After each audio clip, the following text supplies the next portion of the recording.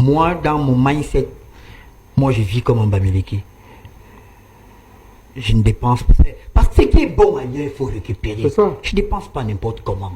Je ne fais pas des choses pour plaire. Je ne fais pas. C'est-à-dire qu'il faut pouvoir copier ça. Parce que longtemps, vraiment, Cyril, laisse-moi terminer. Je l'ai dit ici, je suis pas parce que longtemps, on nous a fait croire que les Bamileke sont riches parce qu'ils font le fambla. C'est faux. Ils travaillent. C'est faux. Et j'ai pris la peine parce que j'ai longuement travaillé, notamment à Ariane, j'avais beaucoup de collègues qui étaient de l'Ouest. Il faut copier ce qui est bon à Morocco. Quand j'étais à l'époque, parce que les gens ont découvert Vision 4 quand on avait beaucoup d'argent, à un moment donné au départ à Vision 4, on n'avait pas de salaire. Et à cette époque-là, vous savez ce que j'ai fait? J'ai acheté une moto. J'avais une moto. C'est ça. Mon moto taximan me versait 2500 par mois.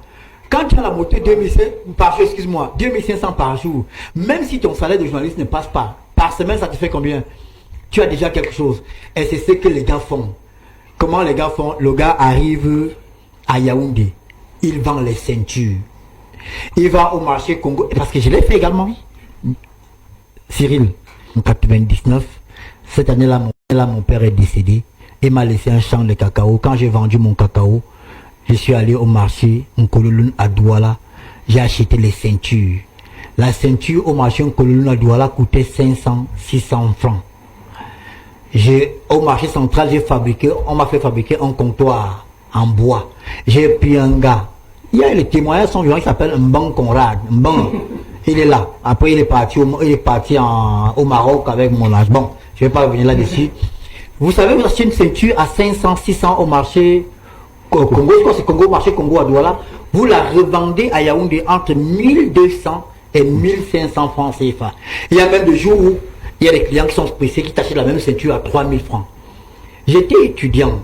En première année, j'avais un téléphone Triumph, Motorola. J'étais tranquille parce que la petite boutique tournait. Et dans ma manière de vivre au quotidien, c'est comme ça que je vis.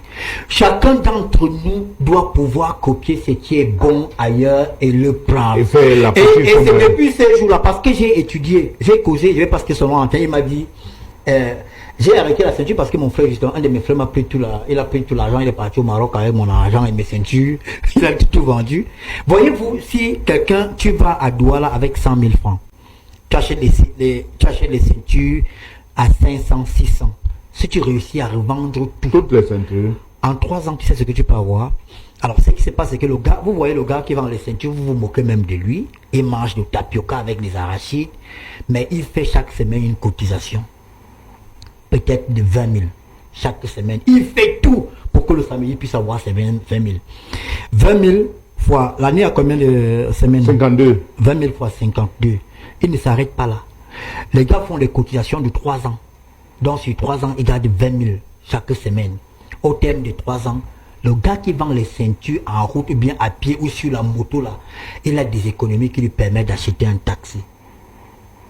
Toi qui es donc un autre gars, je vais prendre mon mépo préféré, toi tu es un gars petit, parce que l'autre gars petit, qu'est-ce qu'il fait? C'est qu'il gagne même 10 000 francs par jour, mais le jour qu'il a ces 10 000 francs, il y a un poisson brisé qui est prévu le soir avec le Casanova, avec la dernière fille qu'il a draguée, il boit au quotidien, il vit bien. Il se moque du gars qui vend les ceintures. Au bout de 3 ans, le gars qui vend les ceintures te fait 20 000 francs fois combien de jours là? On dit à presque à 1000 jours. 3 millions, il a acheté le taxi. Il peut acheter le taxi. Comme nous avons Nyango aujourd'hui, il dit, je ne vends plus les ceintures, je suis à Nyango. Le jour que toi, Ernest Obama, qui mange 10 000 francs par jour avec ton argent, tu commandes un Nyango et tu vois... Le monsieur qui vendait les ceintures... Tu vois Maurice, bon, il parle pas du pauvre, hein. Tu vois un gars qui s'appelle Maurice débarquer en taxi. Il dit, hé gars, tu es plus dans les ceintures? Il dit, non, grand frère, je me suis battu, j'ai pu avoir ça. Il ne va plus parler avec le gars pendant tout le trajet. Dès qu'il sort de là, il va appeler. Ah non. Les gars là, un gars vend la ceinture à 600, il peut s'acheter un taxi comment? Non.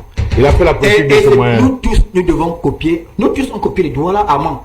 Tout le monde, on essaie d'être beau, frais, comme les doigts là. Ce qui est bon ailleurs, on prend. D'ailleurs, et c'est pour ça que je suis d'accord avec ce que la déclaration de l'honorable Cabral Libi qui circule aujourd'hui. Il a raison. Les gens, nous nous battons là. nous nous battons alors que fondamentalement nous nous aimons. Tous les Camerounais s'aiment. J'ai raconté, j'étais à, je crois que je vous avoir raconté l'histoire, j'étais à Meyomé Sala. Vous savez, à la fin de la cérémonie, j'étais avec François Biko. À la fin de la cérémonie, qui vois-je pour parler comme le PDG de Kozelkam, Gouchingue, il passait avec des gens, quand il m'a dit, oh maman, c'est comment? Il m'a embrassé, il me dit, mais dis donc, toi, tous les jours, quand je te vois à la télé, tu es gros, mais en face, tu es tout petit. Il n'y a rien. J'ai vu l'ancien président de l'Africa Foot, monsieur Maître Api, chaleureusement. Vraiment, arrêtons ça. Nous sommes tous Camerounais, on s'aime. Les hommes politiques, là, demandons-leur comment tu entends apporter l'électricité. Comment tu vas régler le problème d'eau, le problème des routes, les problèmes de santé. C'est ça qui est important. Mais entre nous, mon fils s'appelle Obamanjoya Zidane. Je fais quoi? Non, dites-moi, qu'est-ce que j'en fais aujourd'hui, Cyril? Qu'est-ce que je fais de mon fils? Arrêtons Obamanjoya. Mais que les gens arrêtent. Les querelles inutiles. Je vais revenir. Moi, dans mon mindset, moi je vis comme un Bamileke. Je ne dépense pas. Parce que ce qui est bon ailleurs, il faut récupérer. C'est ça. Je ne dépense pas n'importe comment. Je ne fais pas des choses pour plaire. Je ne fais pas. C'est-à-dire qu'il faut pouvoir copier ça. Parce que longtemps, vraiment, Cyril, laisse-moi terminer. Je l'ai dit si je suis parti, parce que longtemps, on nous a fait croire que les Bamileke sont riches parce qu'ils font le fambla. C'est faux. Ils travaillent. C'est faux. Et j'ai pris la peine parce que j'ai longuement travaillé, notamment à Rien, j'avais beaucoup de collègues qui étaient de l'Ouest. Il faut copier ce qui est bon à Morocol. Quand j'étais à l'époque, parce que les gens ont découvert Vision 4 quand on avait beaucoup d'argent, à un moment donné au départ à Vision 4, on n'avait pas de salaire.